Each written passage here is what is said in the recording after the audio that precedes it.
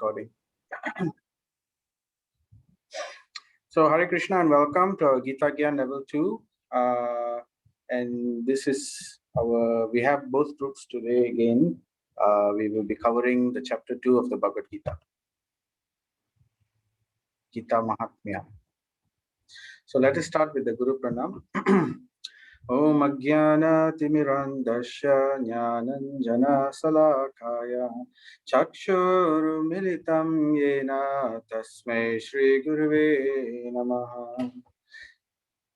Shri Chaitanya Manobishtam Stapitam Yena Bhutale Swayam Rupa Katamayam Dadati Swapadantikam Vandeham Shri Guru Shri Yuta Padakamalam Shri Gurun Vaishnavamscha Shri Rupam Sagrajadam Sahagana Raghunatanvitam Tam Sajivam Sadvaitam Savadutam Parijana Sahitam Krishna Chaitanya Devam Shri Radha Krishna Padan Sahagana Lalita Shri Vishakhanvitamscha He Krishna Karuna Sindhu Dinabandhu Jagatpate Gopesha Gopika Kanta Radha Kanta Namostute Tapta Kanchana Gaurange Radhe Vrindavaneshwari Vrishabhanu Sute Devi Pranamami Hari Priye Nama Om Vishnu Padaya Krishna Prasthaya Bhutale Srimate Bhakti Vedanta Swami Niti Namine Namaste Saraswate Deve Gauravani Pracharine Nirvishesha Sunyavadi Paschatya Deshatarine Jaya Sri Krishna Chaitanya Prabhu Nityananda Sri Advaita Gadadara Sri Vasadi Gaura Bhakta Vrinda Hare Krishna Krishna Krishna Hare Hare Hare Rama Rama Rama Hare Hare Hare Krishna Krishna Krishna Hare Hare Hare Rama Rama Rama Hare Hare Hare Krishna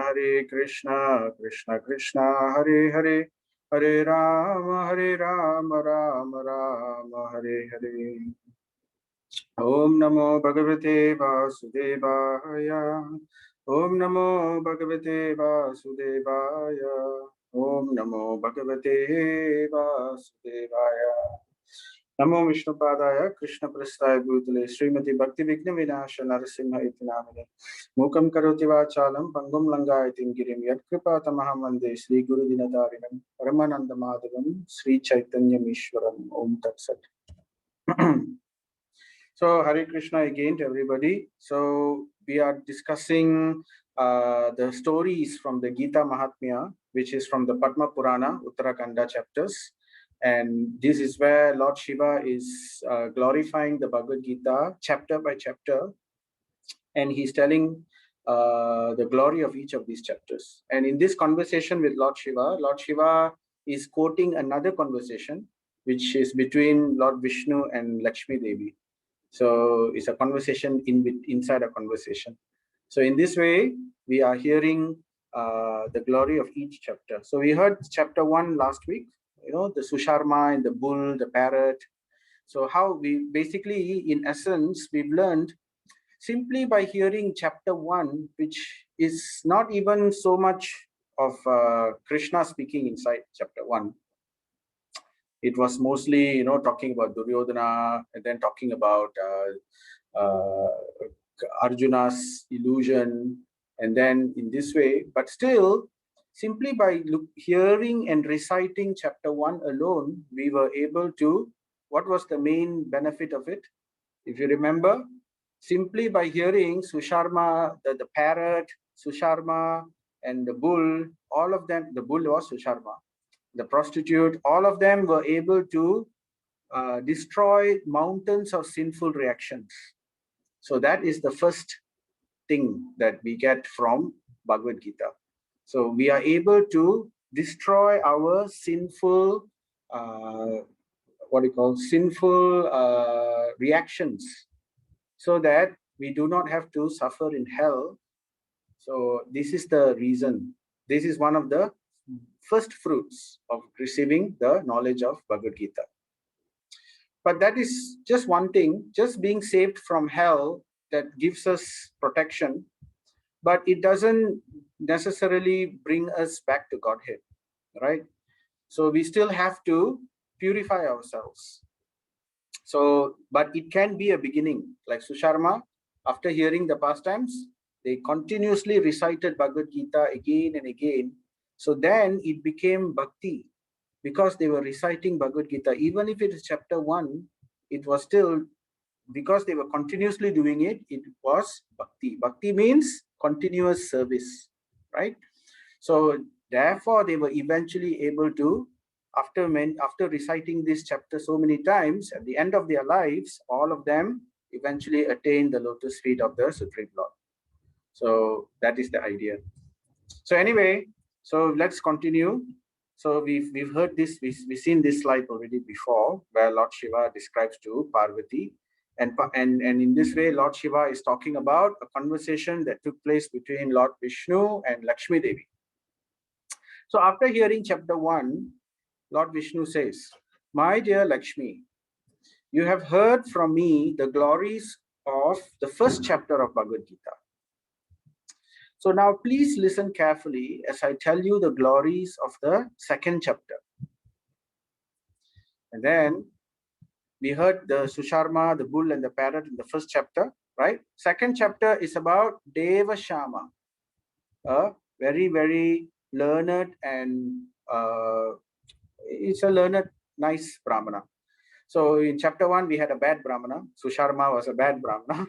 In chapter 2, this story is about Deva Shama, who's a good Brahmana. So anyway, this story took place, this Brahmana came from a town called Pandharpur. Now Pandharpur is a town in Maharashtra, modern day Maharashtra in India, and it's very famous. So probably some of you might have gone there, right? It's a famous city, it's a temple city, and there's a very famous temple over there. So this is where he lived. So here I'm showing you the picture of the temple. This is just a shrine of part of the main temple, and you can see the river. The river is the Chandrabhaga River, so it's a very holy river as well. And next to it is the famous temple of Vittala. If you have heard this, it's a very famous name, Vittala, Vittala, Vittala, like that they will say, right? So in the Maharashtra language, which is called Marathi, right? They like to have lots of bhajans in glorifying Vittala. So this is Vittala. He has a very special form. This is Lord Krishna, where he stands with his arms upon his hips, with his hands on his hips like that. So it's a very special form of Lord Krishna. And together, there's also the deity of Rukmini. This is Dwaraka pastime, where Krishna and Rukmini are there. So Rukmini is also called Rakume in the Marathi language. So these are the two main deities. And there are lots of pastimes in these deities, very, very wonderful temple. Lots of pastimes, Saint Tukaram, he is also one of the main saints during that time. Even Chaitanya Mahaprabhu, he visited this temple. And then there are many, many pastimes that took place here. It's a very ancient temple. Okay. So anyway, Devasham came from this village, this town of Pandharpur. So Devasham, some of his qualities was, he was very learned in the, in the Brahmana scriptures. The Vedas, there are four aspects of the Vedas. There is the Brahmana, the Samhita, the Brahmana, the Aranyaka, and the Upanishads. So Devashama is a very expert in the Samhita and the Brahmana section. So he was someone who could perform lots of wonderful fire sacrifices. He was able to perform all kinds of fire sacrifices. He was expert in them. He also knew the importance of serving and receiving guests. So actually, serving and receiving guests is very much part of the dharma of householders. If we are householders, that means if we are married and we have a family and we have a house, receiving guests is a very, very important principle. In fact, I was surprised to hear in the Garuda Purana, it says that when we hear that a guest is about to come to our house, even if we, in our minds we think, "Ayo, he has come now. The guest has come now. Why did the guest come now?" If we feel like that, just feeling like that is enough to bring us to hell. There's a special hell where there's a description of what happens to us in that particular hell if we think like that about a guest who's about to come. So this is, but again, this is in different ages lah. In different yuga, even thinking impious thoughts can be sinful. But in Kali Yuga, because Kali Yuga, there's a lots of Kali Yuga is a very fallen yuga, right? Everybody is very fallen and everything. So if people were to be punished simply for thinking bad things, then hell will be overflowed. So in Kali Yuga, thinking doesn't cause sin, but actions will cause sin, right? But still, it is not a good practice to think sinfully, because eventually thinking and that thinking sinfully will eventually lead to action. And when that happens, then sin will come. But anyway, this is a bit digression. I'm just telling you a bit about the importance of receiving guests. There are many, many stories in the scriptures which talk, even in the Mahabharata, in the Ramayana, in the Purana, so many stories where it talks about the importance of receiving guests, right? So they say, a bit more digression, if you allow. Receiving guests, it says that one should at least give three things. One should welcome the guest with sweet smile or sweet words, right? And one should offer the guest a seat at least. And one should offer the guest at least water. Of course, that doesn't mean we only do these things. In fact, it is said somewhere else that one should give the best to the guest. When the guests come, we should give the best to them. Whatever that we have, we should give to them. We should not think twice. So it's like if a guest comes announced, then it's as if the punya that we get by serving that guest is like receiving Indra himself, the Lord of Heaven. So this is when a guest comes announced. He tells, I'm coming, I'm going to come today, please receive me. So that like that we receive. So the punya, the credit that we get for serving such a guest is like as if we are receiving the Lord of Heaven, Indra. But if we receive a guest unannounced, the punya of serving such a guest to the best of our ability is like as if we receive the Supreme Lord himself. So this is just to indicate in our Hindu culture, in our Sanatan Vedic culture, Sanatan Dharma culture, this is very, very important principle. And it was very much practiced in our, I could say, when I was growing up, my family members, they will just suddenly, they will just come and we will be so happy to receive them and things like that. But nowadays in KL and all that, it's not so practical. We don't see these things happening so much. And it's not a good culture. But we should get back to this. I mean, at least our generation, we can appreciate this. The younger generation, so much, they don't really see this. But this is one of the points. Okay, anyway, so this Deva Shama, he was very expert. So it's why I'm mentioning so much that it is actually mentioned in the Padma Purana. He knew the importance of receiving guests. So I just wanted to speak a little bit about that. And by his activities, he managed to satisfy all the devatas.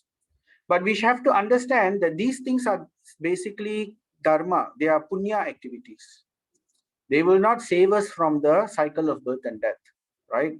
But I'm just mentioning that these are some of the examples of punya karma, which are still also important. So anyway, so despite he was able to do all these things, despite Deva Shama that he was an expert Brahmana in fire sacrifice, he was able to receive guests, he was satisfied them very well, that the Devatas, he satisfied them to such an extent that even the Devatas were all pleased with him. But nevertheless, he was somehow not happy and not peaceful in his heart and mind. So this indicates that karma kanda activities alone, even if we do them to the best of our ability, cannot give us peace of mind, cannot give us peacefulness in our heart. So it needs to go beyond. So he then, because of his learning of the scriptures, somehow there were hints placed here and there in the Brahmana scriptures, in the Samhita scriptures, in the Vedas, where it hinted a bit higher. It hinted towards the Upanishads. It hinted towards the understanding about the soul. Who am I? What is the soul? What is the relationship between the soul and the super soul, Atma and Paramatma? So to understand these, just excuse me for a few seconds. I'll be back in just a minute.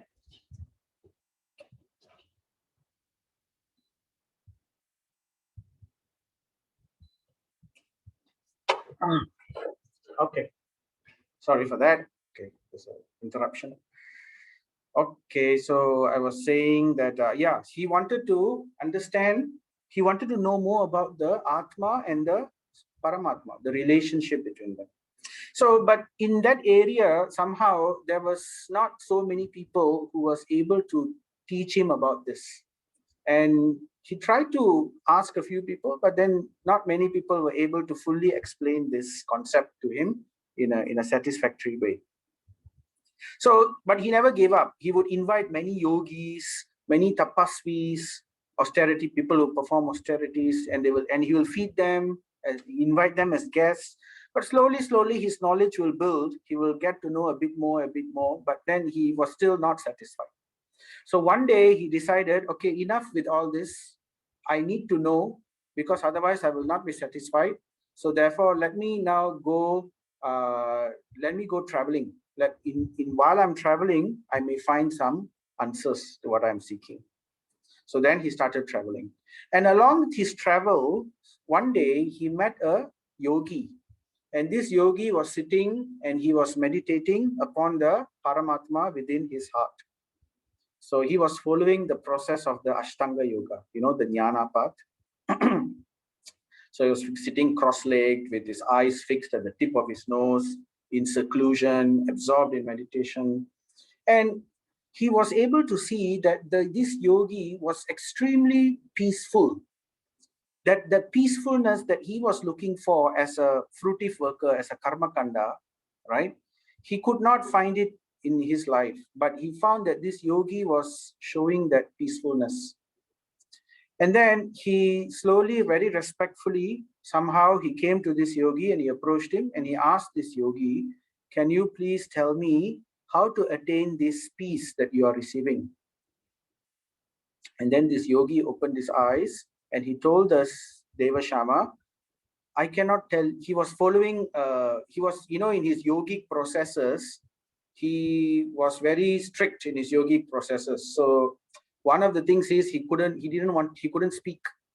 So therefore, but somehow he indicated to Devashama, he told him, go to this place called Saupur, the village called Saupur, and over there look for a person called, there will be a person called,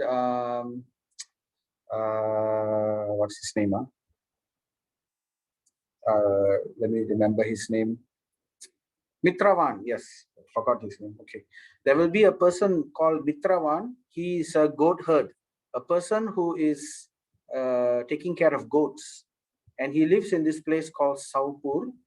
You will achieve your heart's desire by asking him. He will be able to tell you.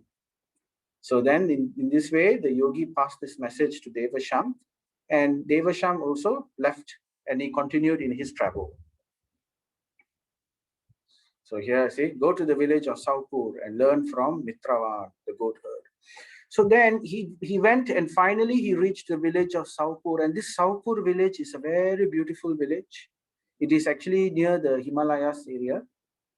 Actually, it's a long distance he traveled from Pandharpur, which is in the west side of India. He went all the way to the eastern side of India. And the eastern side of India, Assam, the region of Assam. So somewhere near there, there's a village called Saupur. And it's near the Himalayas and everything, and it's very beautiful. So this is a picture of Saupur. valley. So he found that there's a very beautiful forest in that valley area. And he was informed that Nitravan lives there. So he decided to enter that forest. And while he was going there on the bank of a small river, Nitravan, he saw this goat herd sitting on a pile of rocks. And very peacefully, that whole area was very peaceful. You can see lots of sheep in that area, and it's very, very peaceful.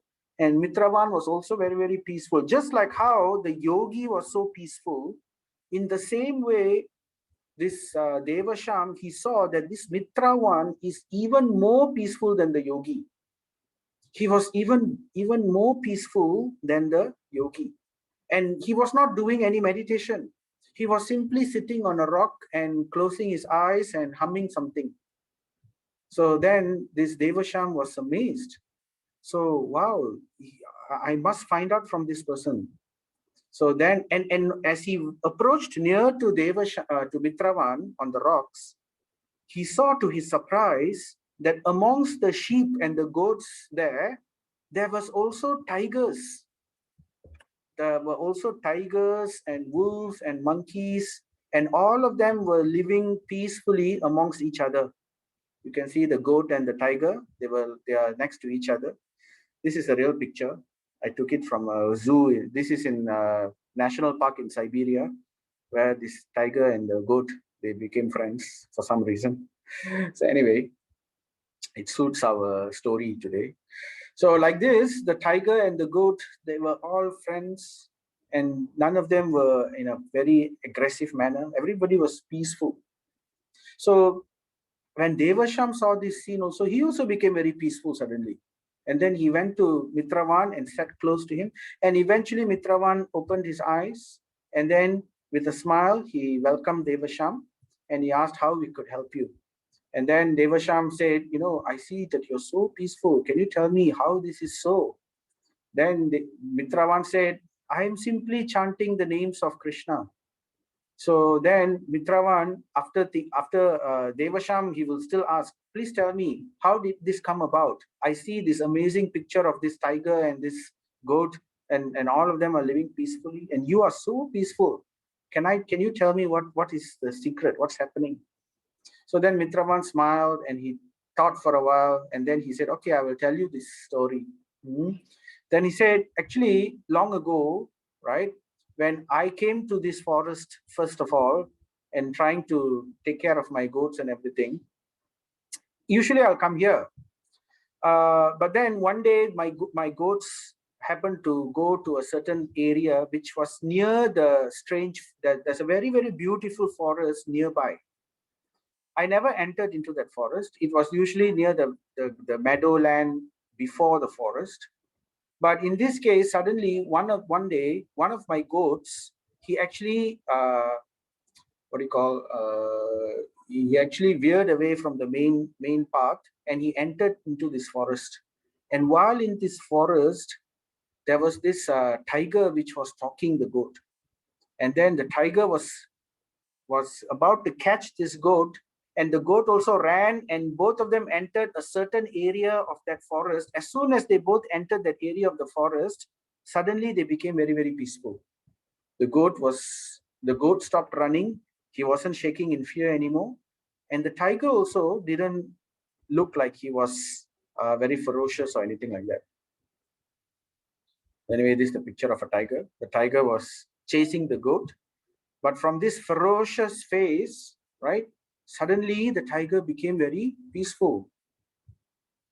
And then he just sat next to the goat. And then he asked, uh, he was thinking and thinking, and then the goat suddenly, amazingly, was able to speak. So the goat asked the tiger, you have attained your food. You have caught me. So why you are not eating me? Why are you not tearing the flesh from me and enjoying your feast? And the goat was asking this in a very fearless manner. And the tiger, he also replied in a very calm manner, I really don't know why I'm not eating you. Right? Suddenly I feel very, very peaceful. So something must be happening.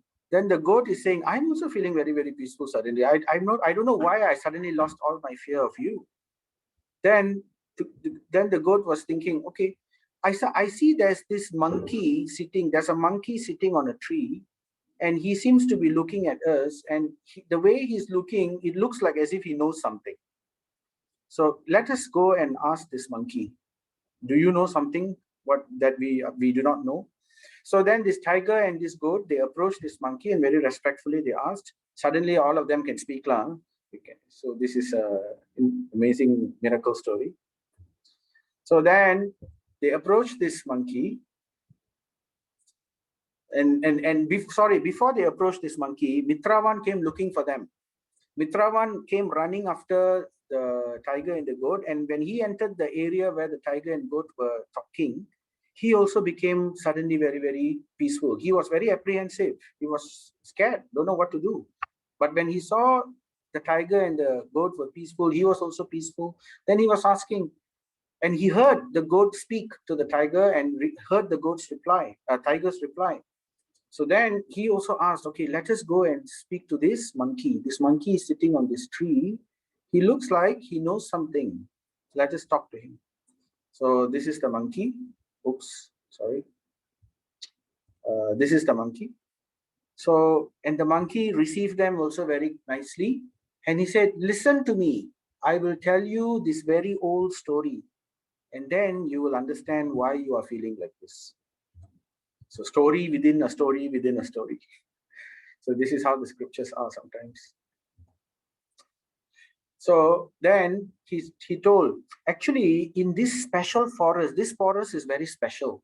Why is very special? Because deep inside this area, there is a very large temple, a very ancient temple. And in this temple, there is installed inside, there is actually a Shivalinga. So this Shivalinga is installed by Brahma himself. Lord Brahma himself installed the Shivalinga in this temple long ago. And eventually, this temple, there is one person here called Sukama. His name was Sukama. And he was a great devotee of Lord Shiva. And he was very devoted to this Shivalinga.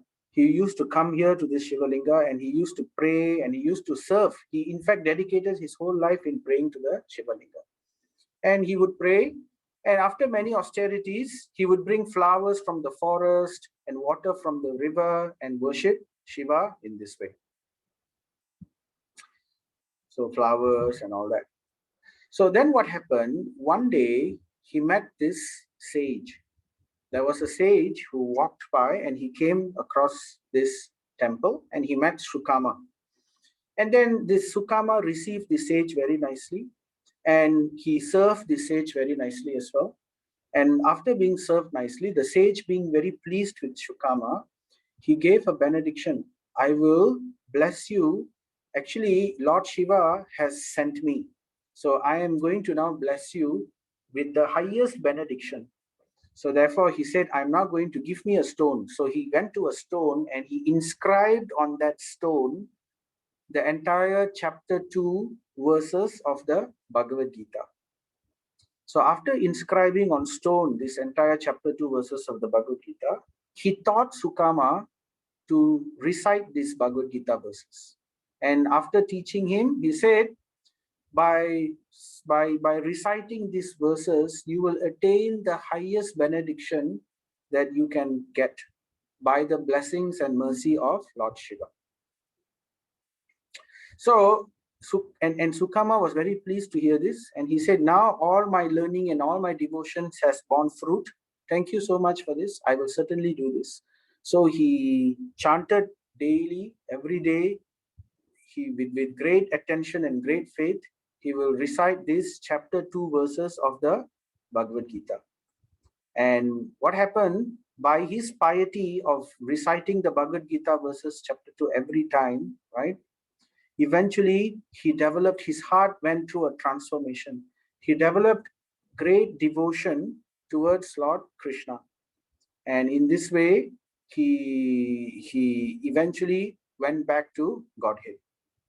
So, but before he went back, he attained great peace. And by the piety of this Shukama, right? The peace was so strong that, and by the mercy of this Shivalinga temple, that it was able to pervade the entire area within that temple, within that forest area. So eventually it grew into a forest, and it's like a radius, like there are many verses in the scripture, like they say, if you die within 10 kilometers from a Vishnu temple, in this way you will not go to Yamaraj, or it's very special and things like that. So like that, within this certain radius, the effect of this Shukama's piety was seen throughout this area. So any living creature which was living within this area was able to also benefit from this peace that was exuding from Shukama's piety of reciting this second chapter of Bhagavad Gita. So the monkey concluded, remember this is story told by the monkey. So therefore he told, this is the story of Shukama, how he perfected his life and received devotion to Lord Krishna and went back to Godhead. And this is the reason this entire area is so peaceful, because you are within the radius kilometer of that temple. And in that temple is this stone tablet where the chapter 2 of the Bhagavad Gita is inscribed. So then Mitravan, so remember this is being told by the monkey to Mitravan and the goat and the tiger. So all three of them, they decided to follow the monkey and go and search for this temple.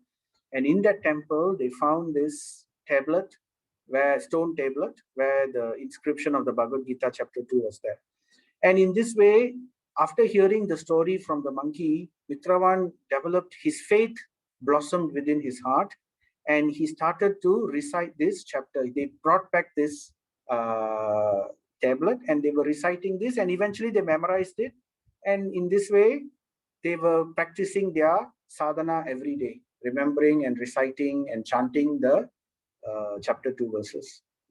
So in this way, he was able to attain this kind of peace and great devotion to Lord Krishna as well. So then Mitravan is telling, remember Mitravan now is telling this story to Devasham. So Devasham is the Brahmana which came from Pandharpur. So therefore he says, my dear Brahmana, if you also start reciting the verses of the second chapter of Srimad Bhagavad Gita, you will very quickly attain the mercy of Sri Krishna. So then Vishnu concludes. Remember this, another story being told by Lord Vishnu. So Lord Vishnu says, my dear Lakshmi, in this way, Devasham attained knowledge from Mitravan, the knowledge which he was seeking, about Atma and Paramatma. If you remember chapter 2, it's a lot about Atma and Paramatma. We will hear about this in a while, right? So, my dear Lakshmi, in this way, Devasham attained knowledge from Mitravan, and after worshipping the great soul, he returned to Pandharpur and daily recited that second chapter. And after that, what he did in Pandharpur, and whoever visited Pandharpur, Devasham would first recite before them the second chapter of the Srimad Bhagavad Gita. In this way, Devasham attained the lotus feet of the Supreme Lord. So this is Lord Vishnu's narration to Lakshmi Devi. So in this way, it ends. And then Lord Shiva concludes his narration to Parvati Devi. So interesting, huh? Story within story within story, conversation within conversations within conversation. Many times you will find in the scriptures, from Srimad Bhagavatam to Mahabharata, you will find this is the style of how they pass the story. So now that we have heard this story, right, let us think about the story a little. Let us analyze this story a bit. Let's see what we have learned from this, right? Anyone wants to say anything? Anyone wants to say what are the points that we can learn from this?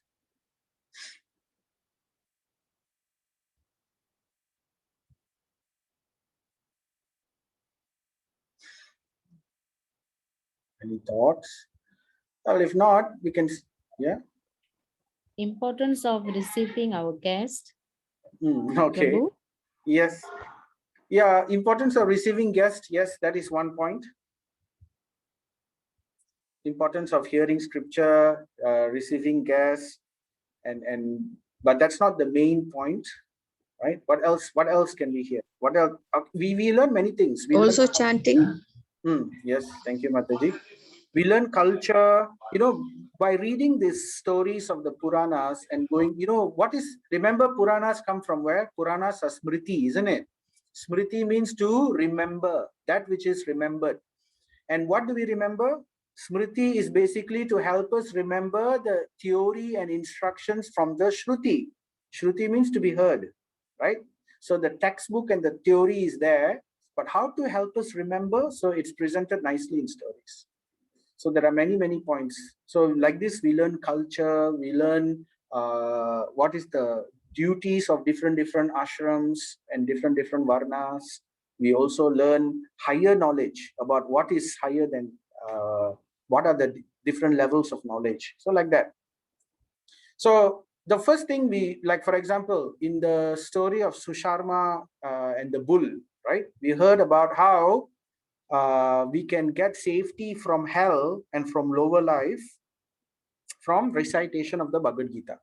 So spiritual knowledge, reciting chapter 1 gives us protection. Chapter 2 gives us peace. Why it gives us peace? Right? Because the topic of chapter 2 itself is about the soul. So I'll come to that. But anyway, as if you remember how the story went, okay, you talked about guest, we talked about chanting, or chanting is towards the end. But the Devasham met the yogi. Any points about that? What we learned from this story where Devasham met the yogi and the yogi instructed him to go and see Mitravan? Association with sadhus. Yes, association of sadhus. Therefore, that's important. So, but I was thinking, Prabhu, yes, there is not one way to achieve our bhakti. yes, The yogi was, he had a difficult way of, meditation. yes, But he instructed Devashama to meet Vrindavan because I think it is an easier way to, to attain bhakti. yes. Something like that. Correct, Mataji. You hit a very important point. Yes, that's the point. So remember Bhagavad Gita, Krishna tells all about the two paths, how he says, this path is there, yoga path is there, but also there is the bhakti path. And between the two, the bhakti path is easier. And if you remember, bhakti path is also higher because it gives you not just Brahman realization, it gives you Paramatma realization. It goes beyond all the way to Bhagavan realization. So therefore, there are many paths to the Supreme, yes, but the realizations which we achieve is different. And we can see from this story how it was so difficult that this yogi had to perform such austerities, which is not easy for many people to do, right? But the same thing which the yogi was able to attain the peace because he was trying to attain the Paramatma within his heart, right? But that same peace was effortlessly attained by Mitravan, who was not a great yogi. He was simply a goat herd, one of the lowest rungs of society in those days. So therefore, simply by the bhakti process, he was easily able to attain the same peace, in fact, even greater. So this is one of the points that we are understanding from this story. So then another point we can understand is also, now one could ask this question, why is it that chapter 2 was very important for peace? How is it that the tiger and the goat, they were able to be peaceful with each other? They were not fighting with each other. What is the key realization? What do you think? You have already gone through Gita Gyan level 1, so you know what chapter 2 is about also. So if you can just roughly give a guess on why they were peaceful. They are all Atmas. It's Yes. all one soul came from God. Thank you for that answer, Mataji. Very nice. Yes, so chapter 2, if you remember, it's all about the understanding of the Atma. So if we know that I am Atma and the body is temporary. So the Atma, which is the same type of Atma, the quality of the Atma is the same. Another tiger may have a tiger body, a goat may have a goat body, ant may have an ant body, humans may have a human body. But if we learn to see beyond the body, if we realize the Atma, that we are all actually the Atma, not the body, if we realize this deeply, that means we see beyond. This is what is called Atma Chakshush. That means eyes that are able to see the soul directly. So this realization is very important for peace, because then we will not be thinking in terms of enemy, friend, family, or envious person or something like that. We won't think in this way. We will realize that everybody is Atma. All living entities are Atma, and all living entities are part and parcel of Krishna, or the Supreme Lord, God. And we are all having the same qualities. I may have this quality, but that's only this because of my body. I've taken this particular body, so I may be, intelligent or not intelligent, or smart or not smart, or beautiful or not handsome, or whatever. It doesn't matter, right? But if I realize that I am actually the soul, I'm beyond these things. I actually have unlimited. I actually have transcendental qualities, which if only I'm able to realize, then we can go beyond this. Beyond this, what is called duality. So enemy, friend, these are all dualities, right? Part of the body. So that's why the animals, the goat was able to forget, that he was able to see the Atma, and he lost his fear, and the tiger also was peaceful. So Prabhupada likes to say, in one of the conversations, he said, the dog and the cat is always fighting. So the human society now is like the cat and the dog society. Why they are fighting? Because the dog thinks he's a dog and the cat thinks he's a cat, and therefore they have to fight. The natural enmity is there, see? So, but human society is not meant to be like that. We are meant to think beyond. So that's the problem. So we need to understand this knowledge. So then another point we can learn from this story is that the Devatas, it's not wrong to worship the Devatas. It is fine, right? But we need to understand that there is only one God. There is no 2 God, 3 God, 5. It's not like 100, 300 gods all came together and they all decided to share power and create the material universe and things like that. No, it's not like that. Just like there is one king and there is ministers and there are departments, ministries and things like that. So in our government, we have the government of, Ministry of Education, Ministry of Defense and things like that. So in the same way, there is one God, and this God has created the entire creation. And that God is the Supreme Lord, Krishna. And it says so that's the conclusion of the Vedas, right? And at the same time, there are also Devatas who are in charge of various aspects of this material creation. And the greatest amongst these Devatas is actually an expansion of the Supreme Lord himself, who took the role of a Devata, and he is Lord Shiva. So we say Lord Shiva is a transformation of Lord Vishnu. So that point we will discuss in one of the special topics, right? When we talk about the energies of the Lord. So anyway, Lord Shiva is the greatest amongst the Devatas, and he's actually beyond them. He's not even a Jiva, he's special. And therefore he is called Maheshwara, Maha Ishvara. So we have Ishvara, controller, and we have Maha Ishvara, greatest amongst the controllers. And we also have Param Ishvara, Parameshwara. That means the ultimate controller. So Maheshwara is a very famous name of Lord Shiva, and Parameshwara is Krishna's name. So in this way, we can understand. And the Lord and and all the Devatas, if we worship them without expecting material results, if we worship them sincerely and tell them that please please give me the best benediction, please give me the best thing for me, then all these Devatas will guide us towards that Supreme Lord Krishna. So this is how it works. So here we can see an example of that happening. How Lord Shiva was pleased with the devotion of this. Usually like Ravana also worshipped Lord Shiva, but Ravana never asked for Lord Shiva this kind of benediction. He will only ask, give me power, give me strength, give me control. So Lord Shiva, okay, I'll give you. But if a sincere devotee asks Lord Shiva, give me the best benediction for me, which is the best thing for me, I leave it to you to give me what's the best thing, then they will guide towards the lotus feet of Supreme Lord Krishna.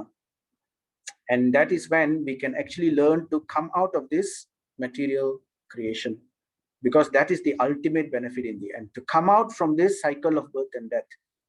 To come out of the cycle of birth and death, we need to have ultimately devotion to the Supreme Lord.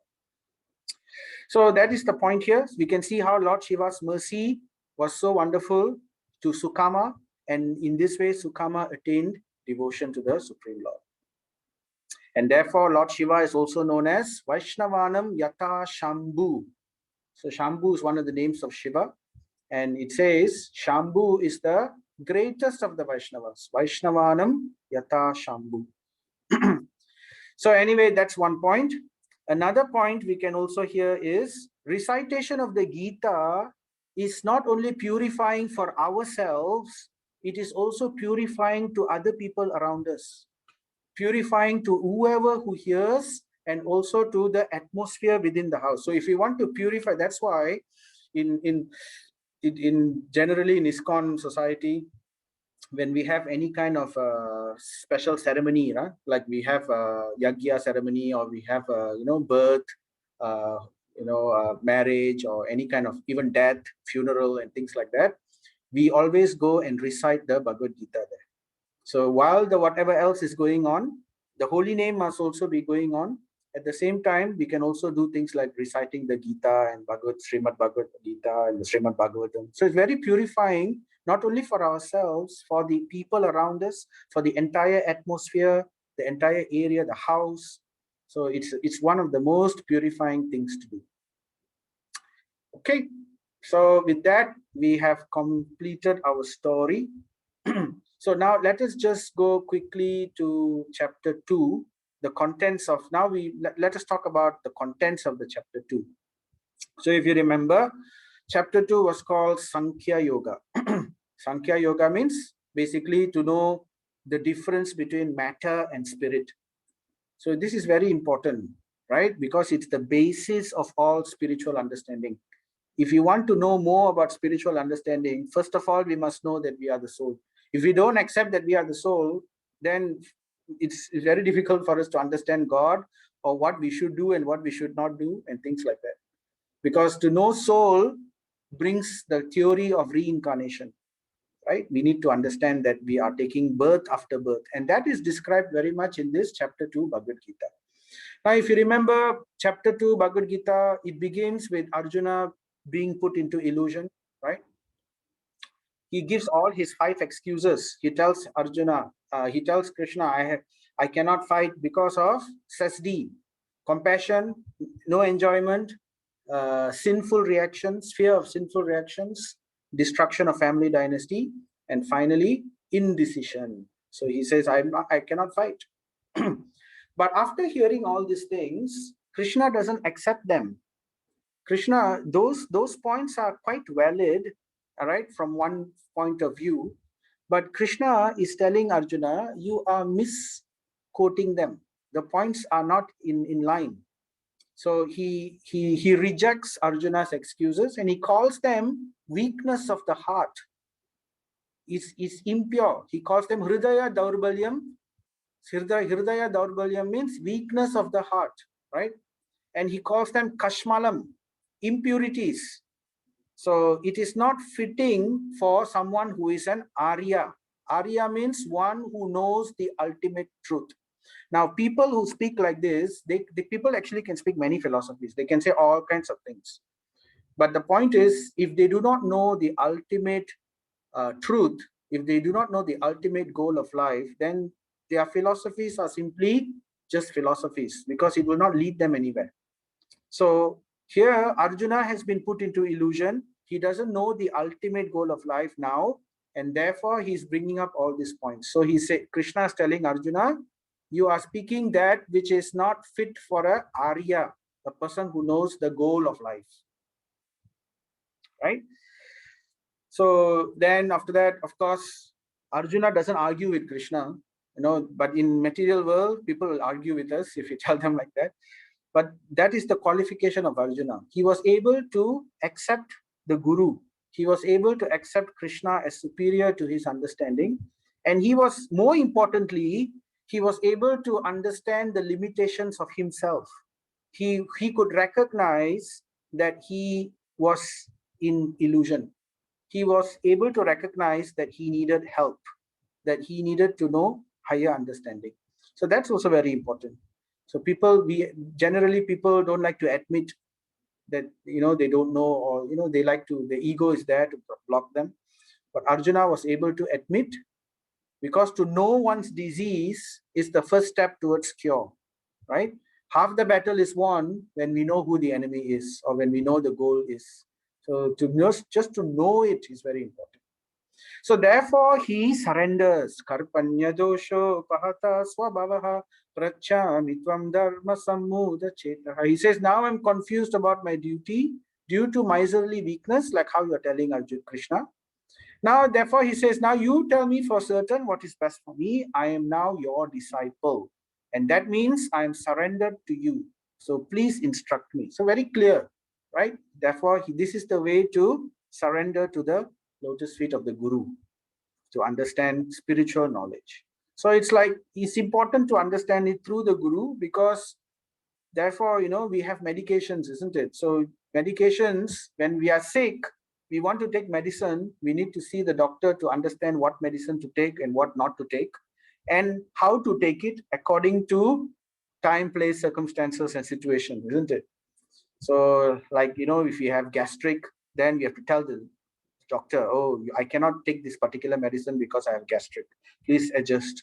So the Guru is like that. So you need a living Guru who is expert, who knows how to adjust according to time, place, circumstances, and situation, to give to adjust things, to give you or to give us that sadhana, or that kind of activity which will give us that ultimate achievement, the goal of life.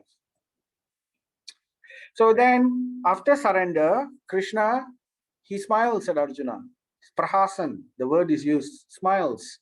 Asochan anvasochastvam, he tells Arjuna, while speaking learned words, you are mourning for that which is not worthy of grief. So here Krishna is addressing the first argument of Arjuna. He defeats one by one all the arguments of Arjuna. And the first one he begins with is the argument of compassion. Because Arjuna is saying, I'm sad, I cannot kill these people. But then Krishna is saying, yes, being sad and all, being compassionate and all is very nice. But you must know when to apply compassion, how to apply compassion correctly. So therefore, he is giving this information, and this is called Sankhya Yoga. To know the difference between matter and spirit. Because real compassion only comes when we understand what is spirit and what is matter. So the example I can give you is like this one story I can tell you, another story I'm telling you. So it's like, imagine there's a child and a parent. The child and the parent go to a playground, a fun fair, right? Or it's like a big fun fair. It's like a theme park or something. And while in the theme park, somehow the child and the father become separated. So when they become separated, right, the child, obviously the child becomes very distraught. He starts crying. Initially, he is distracted by all the different rides and the different attractions. But eventually, he becomes distraught, and he starts crying.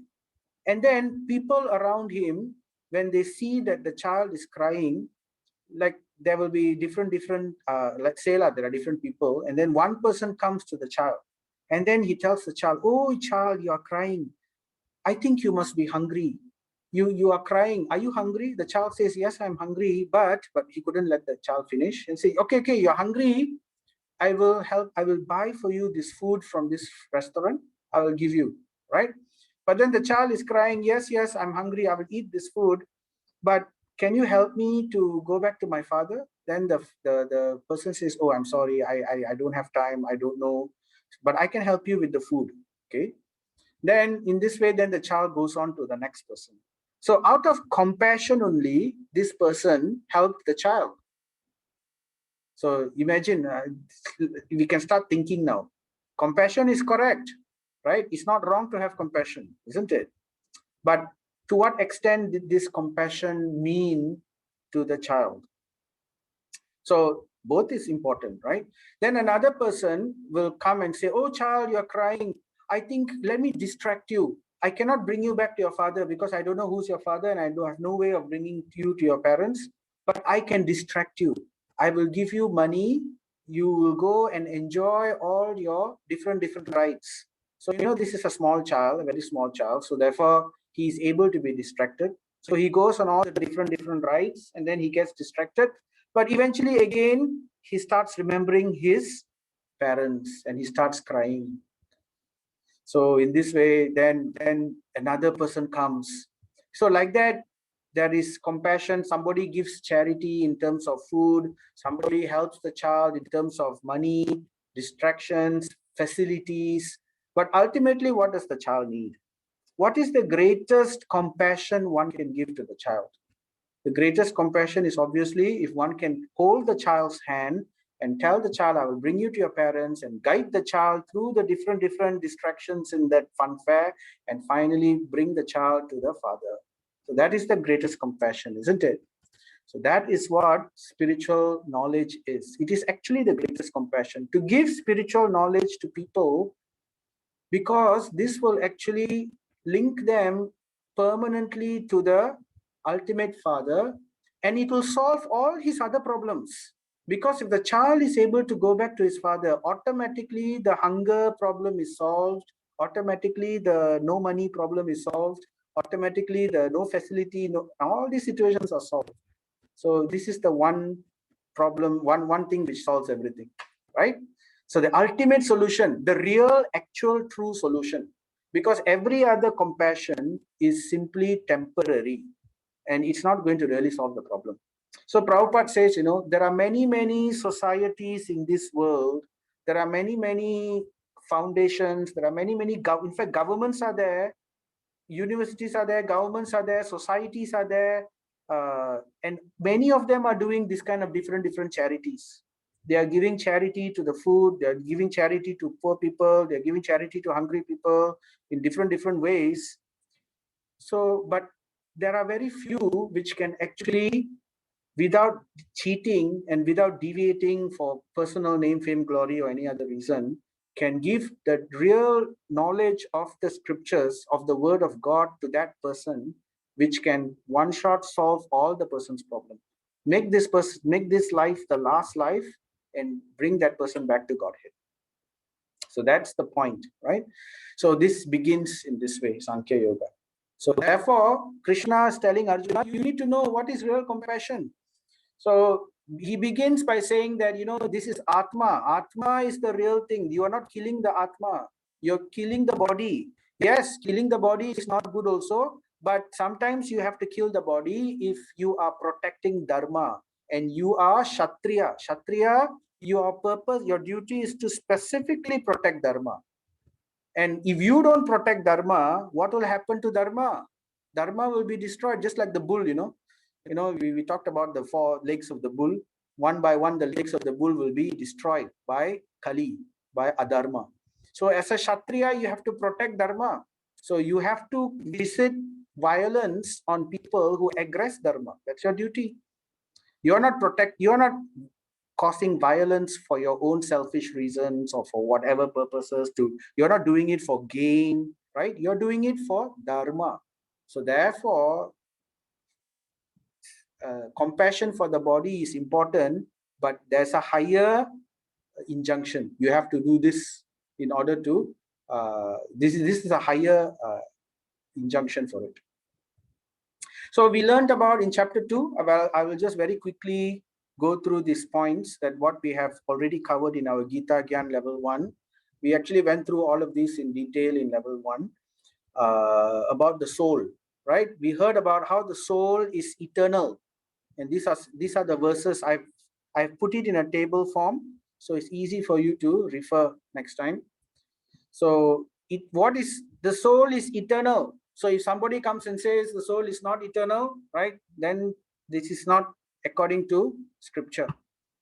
It is without beginning or without end. Whereas the body is temporary, beginning, and has an end. So we are contrasting the soul and the body. And then we are also saying the soul is eternally the same. It doesn't change. The soul quality doesn't change. It's immutable. It's unbreakable. So if people say the soul has been broken into pieces, like, you know, Harry Potter and the Horcruxes and that kind of story. So the soul is split into 7 pieces and all that. So yeah, that's interesting, but it's not fact. It's unbreakable. And it is insoluble. So it cannot be insoluble, means it will not merge into one. So there are some people also who will say we can all merge into one soul. We can all merge into the super soul. So yes, we can merge into the Brahman, that is Brahman realization, but it doesn't mean we give up our individuality. That individuality remains. Just like a green parrot, if it goes and sits inside a green tree, it will look like as if the green parrot and the green tree are one. But actually they are separate. The tree is the tree, the parrot is the parrot. It's simply our vision that we are not able to see the difference, right? So this is points which are clarified by scripture, so we can understand. And we can also understand that the soul is spiritual, whereas the body is material. So what is material? Material means made up of earth, water, air, fire, ether. And on top of that, these are the gross material bodies. If you remember, there is also the 3 subtle material bodies, which are the mind, intelligence, and the false ego, ahankara. So these are all material, whereas the soul is separate, spiritual. So because of that, we cannot capture the soul with anything that we have. We cannot study the soul with our microscopes. We cannot study the soul with any of our equipment, because they're all made up of earth, water, air, fire, and ether. So it is spirit, it is subtle, and it is beyond matter. So it is therefore called inconceivable. But though it is inconceivable, we can see the effect. The effect of the spirit is the consciousness. So that's the 4th point. Individual consciousness. Consciousness is the quality of the soul, whereas the body can never have consciousness. It is inert and inanimate. Even if it is animated, like, you know, robots and all that, but it is controlled by another person and it is not independent. So that is body. Whereas soul is conscious. So the difference between the dead body and a live body, before the body is dead, everybody loves the live body, but as soon as the body is dead, nobody wants to touch the dead body. Though it was, you know, what's the difference? The difference is the soul. So therefore, these are some of the verses. Natu evaham jatu nasam. So like that, I've put it in a table form, easy for you to refer whenever you like. And another point about the soul is indestructible. So if you look through all these verses, you will find that no one can kill the soul. There is no weapon, material or mystical, which can ever kill the soul. So people who say otherwise are not in knowledge. This is the actual ultimate knowledge given here. Whereas the body will never remain. It is inevitably destroyed. And the soul is the actual doer, whereas the body is the yantra. Yantra means it's like the machine. So this is easy to understand. Just like we see the aeroplane is flying, but we know that the aeroplane is not flying because it's alive. We know that it's being controlled inside a sophisticated cockpit by a person, a pilot. Or sometimes it can be remote controlled, just like how the robot is moving its arm, right? But actually the robot is not moving its arm on its own. It is the man who is programmed it or controlling the robot. So in this way, the soul is the man, or the soul is the pilot, and the body is the machine. So that's the idea behind it, right? There's a verse in the Bhagavad Gita which says this. And we also learned, remember this picture in chapter in level 1, right? This story about the cage. So it's important to feed the soul, not just to feed the body. So that's the purpose of life. The purpose of life, we need to ensure that the soul is freed from this cage, the golden cage, which we may have all kinds of positions, situation, facilities, but it's all pointless if we do not utilize them in order to nourish the soul. Okay, we will simply again take birth again and again.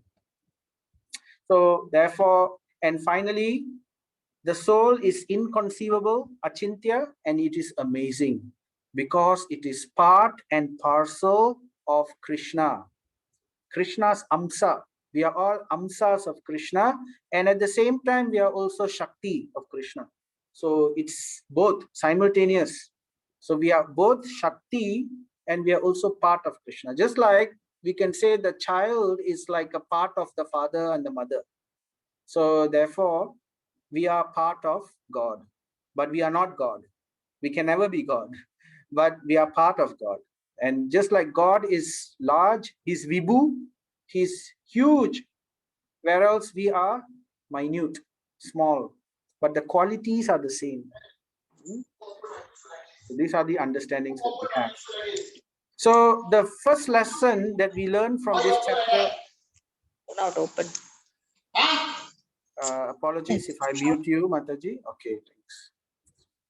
So the first lesson that we learn from Bhagavad Gita chapter 2 is we learn about misplaced compassion. I mentioned that already. How we cannot allow misplaced compassion to come in the way of doing our dharmic or righteous or religious duties.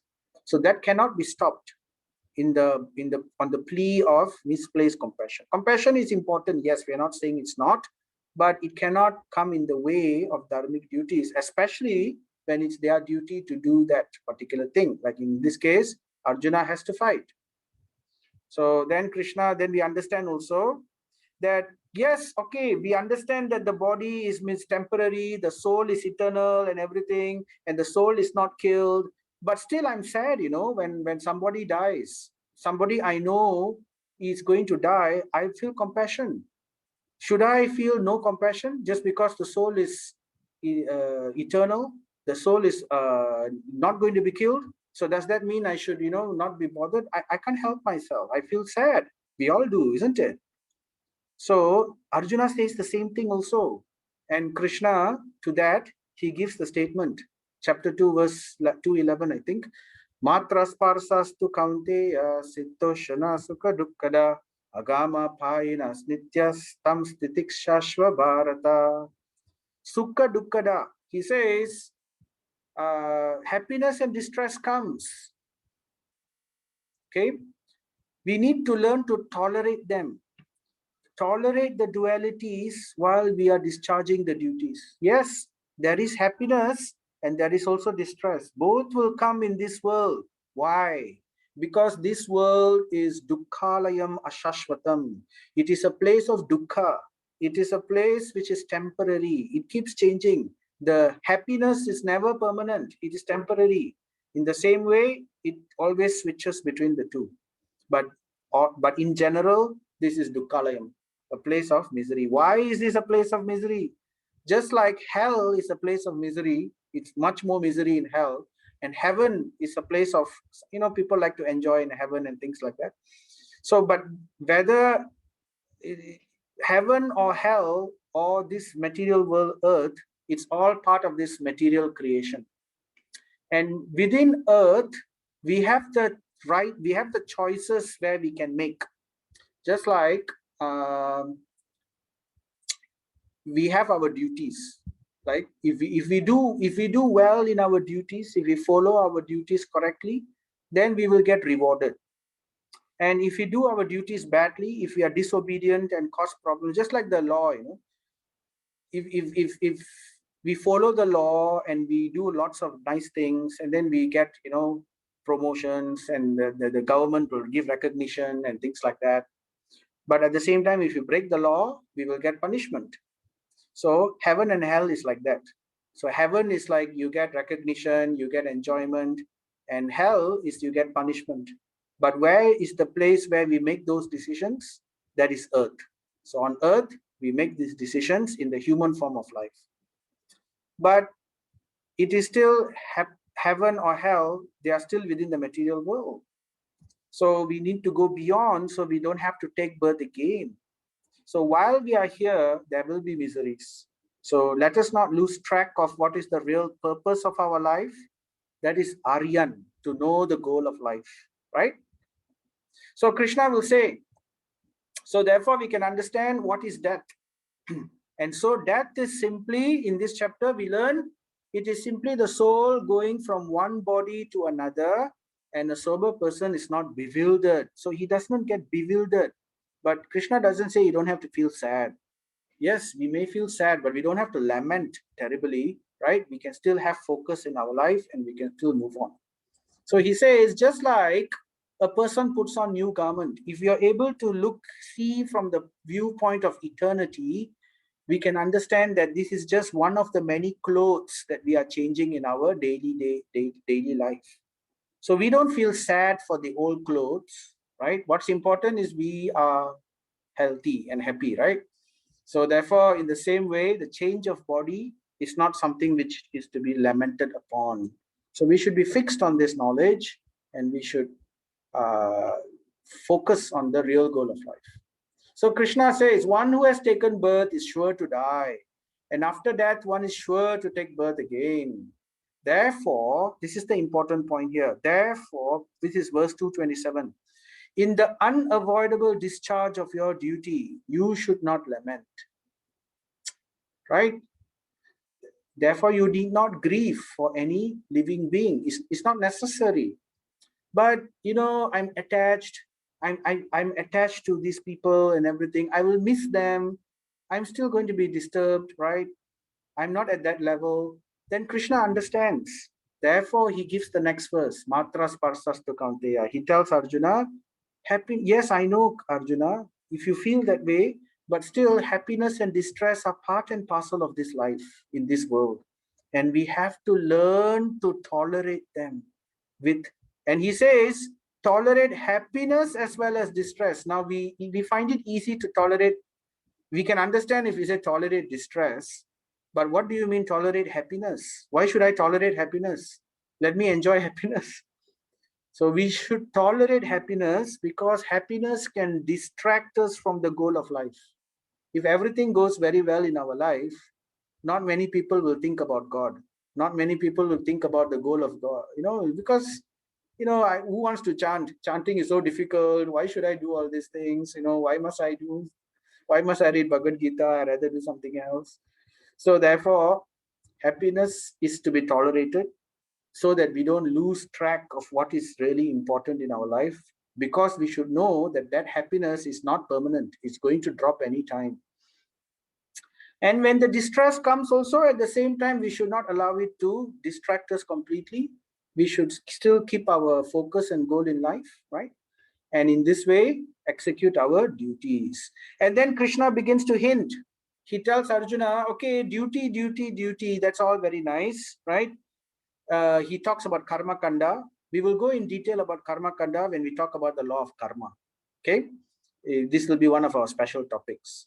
And then he says, but beyond happiness and distress, there is something called transcendence, going beyond, free from the cycle of birth and death once and for all, and being situated in ananda or bliss, eternal happiness without unending, which you cannot even begin to imagine. What is this ananda? So that is the path of transcendence, or the path of the yogi, or the bhakti, right? And that is how Krishna ends chapter 2.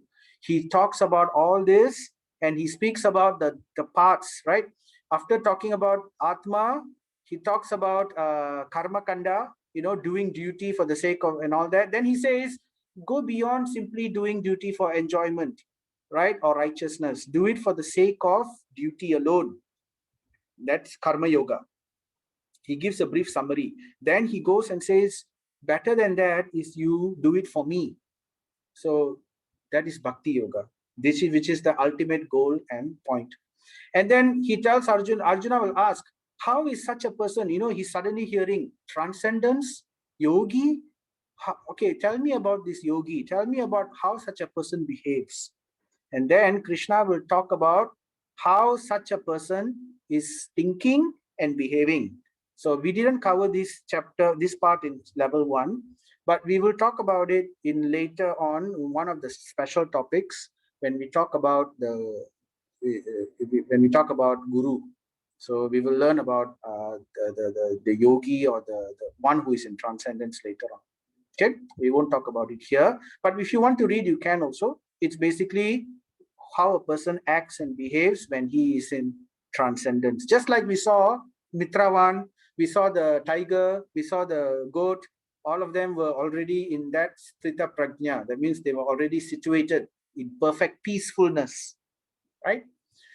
So this is the point of chapter 2. By understanding chapter 2, we learn about the soul, and then we understand that we are all the soul and there is no more duality and we can attain peace. But peace is not the ultimate goal. Peace is simply freedom from suffering. That's all. It's not ultimate goal. So ananda or bliss is the ultimate goal. So how do we get that? We will talk about that in the next few chapters. Okay. So now let's see what's the time. Okay, it's 9:07. I've exceeded my time already. So I don't think I will cover these 4 pillars of religiosity of Dharma today. I will speak about it. Okay, Naman, very quickly. Prof, I'll just take another 5 more minutes. No, I don't want to go too fast also. I will talk about it the next time. Okay, it's very short anyway. So Dharma is about, I was talking about the 4 legs of Dharma, right? Last week we spoke about Satyam. Satyam means truthfulness. And today I wanted to speak about Saucham. Saucham means cleanliness, right? But never mind, we will speak about that one shot in the next week. I'll keep my story shorter and I will spend a bit more time on this. So with that, let me end. Okay, I'll skip. With that, let me end this session today by emphasizing again the food for the soul. So we like to tell you again and again because, spiritual life begins with good association or associating with devotees. And that's why we need to associate with devotees, because we can remind each other we need to chant. So it's not easy to chant. It's not easy to remain determined and spirited in this material world when we are surrounded by so many different types of people and the world is working against us. So therefore, what's the solution? The solution is we keep our company. We always ensure that we have this connection with devotees so that we can always hear and keep ourselves enthused and keep ourselves reminded again and again. So we can together, we can do it. So, when somebody likes to do something, they like to join a club. So when we are in a club, right, or we're in a group, then we can talk about the same things, we can enthuse each other. So in this way, hopefully these sessions that we have weekly will enthuse you to constantly chant the holy names of the Lord, to read Bhagavad Gita or to recite Bhagavad Gita. But especially, the purpose of all this is eventually to Satatam Kirtayanto Mam, right? That's the verse in the Bhagavad Gita. My devotees are always chanting my names. So we will end here. Let us now say this verse together.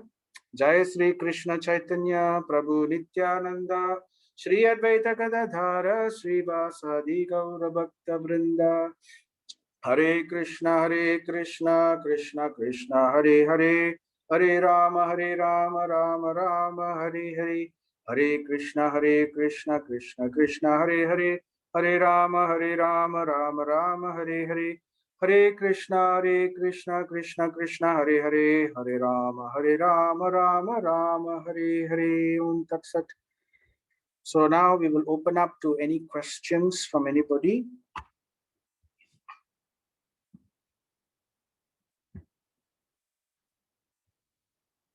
Okay, we have some in the chat. Anyone wants to ask any questions directly?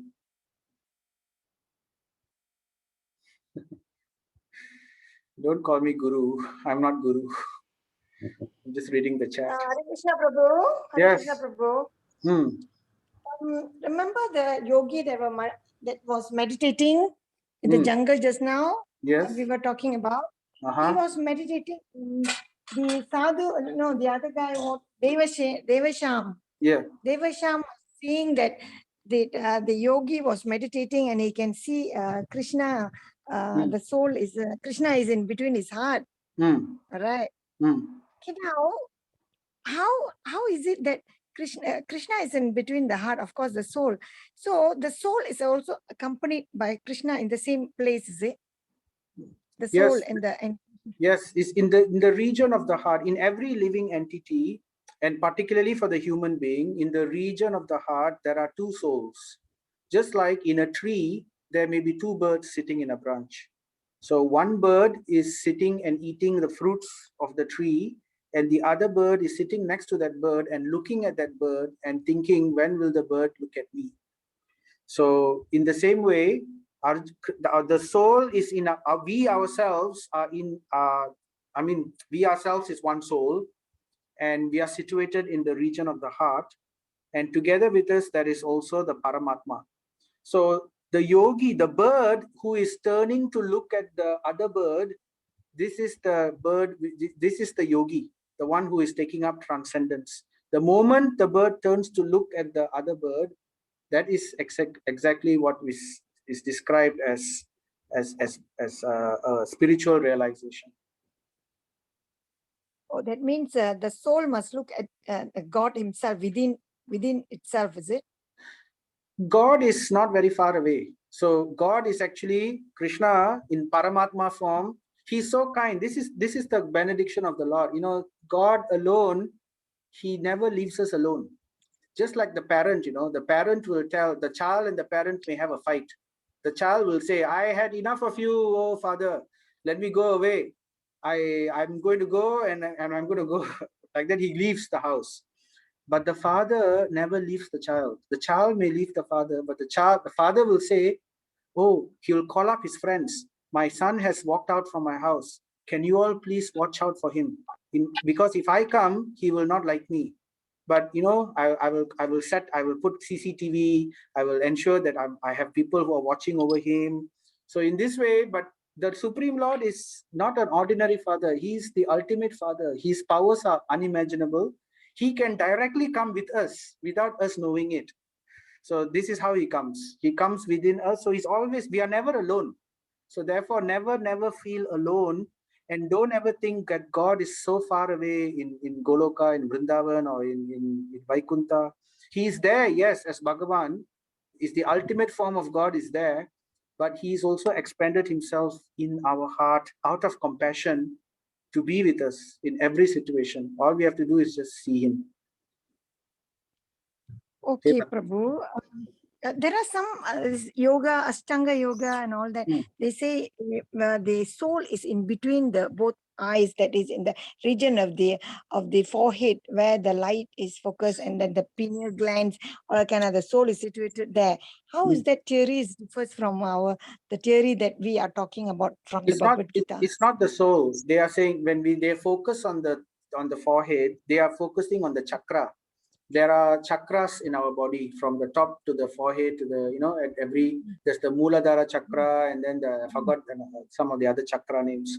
So it's basically a focus of concentration. There is no evidence to say they cannot. If they say like that, then it's not true, because then you can ask them, can you show me a verse? But they cannot. But the point is, even the yogis also, they understand it's chakra, it's not the soul. Okay. So when we know that, since the Bhagavad Gita is saying that the soul and Atma and the Paramatma is situated within the heart, within ourselves, that means we have to look inward, right? It means that we have to learn to see, that is, you see, if you are looking at Paramatma, that is the path of Ashtanga Yoga. Because when in Ashtanga Yoga, one has to silence the mind's desires by these processes of deep breathing and all that. That's the Ashtanga Yoga path.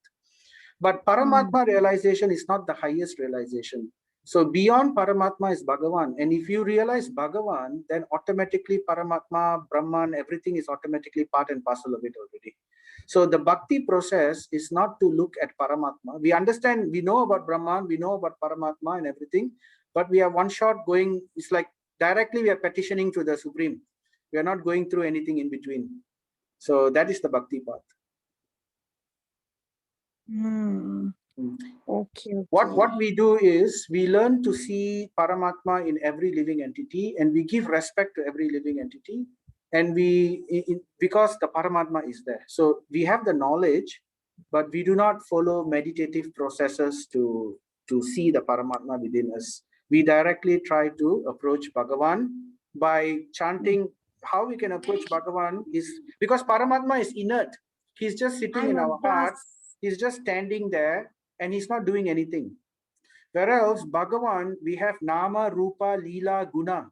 So all these things are very attractive and it's very easy for us to absorb in ourselves in it.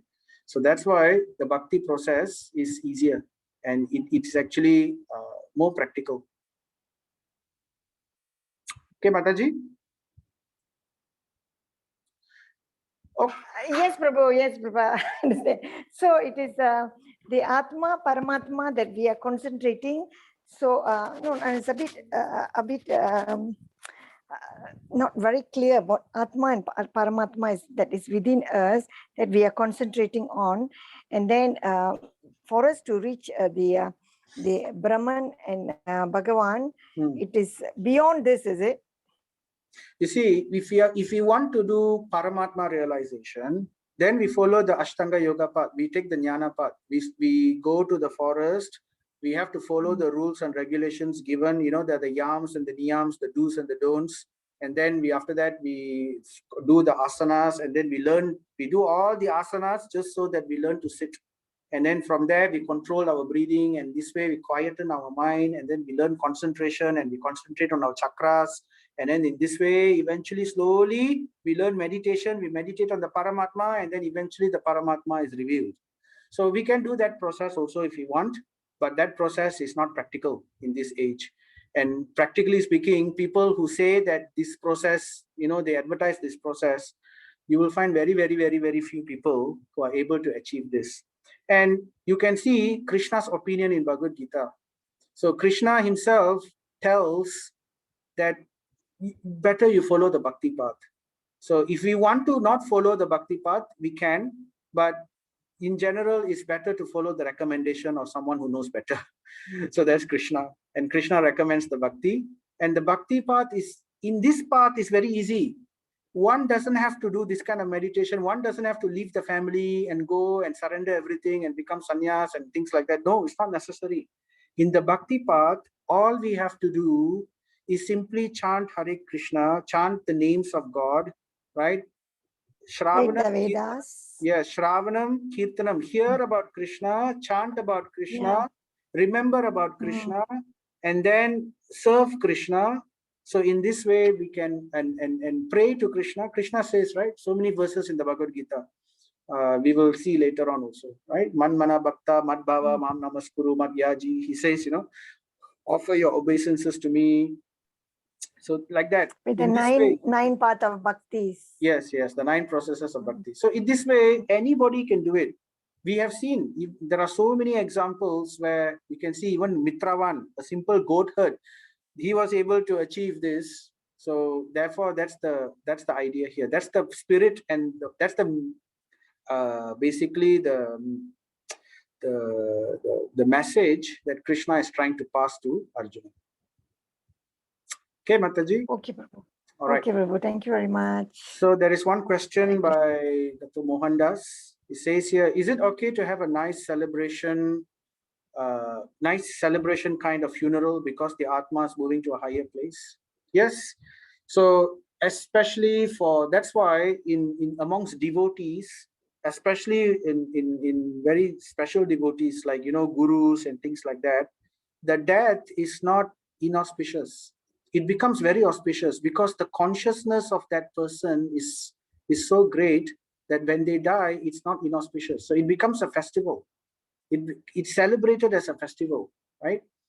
And so it depends on the consciousness of the persons. So not everybody, but usually in general, if somebody is following the devotional practices and things like that,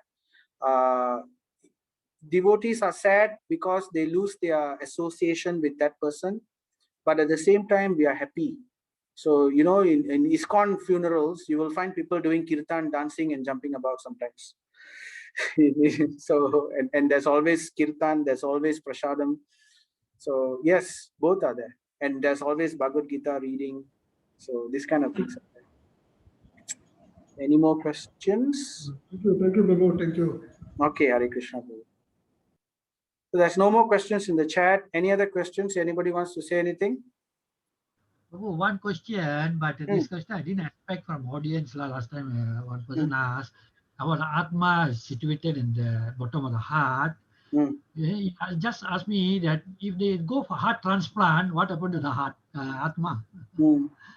Yeah, so just like, you know, the Atma is not affected by matter. We know that from chapter 2. Earth, water, fire, air, ether doesn't affect Atma in any way. So imagine it, and it also says in the Mundaka Upanishad that the heart is situated in the region of the heart. So in the region of the heart, that means it doesn't mean necessarily that it is tied to the heart. It doesn't say that it is contained by the heart or it's tied by the heart, or you know, it just says that it's simply situated in that area. That's all. So if you remove the heart, it doesn't mean the soul is removed. It's still in the region of the heart. It's now the empty area where the heart was. It's still there.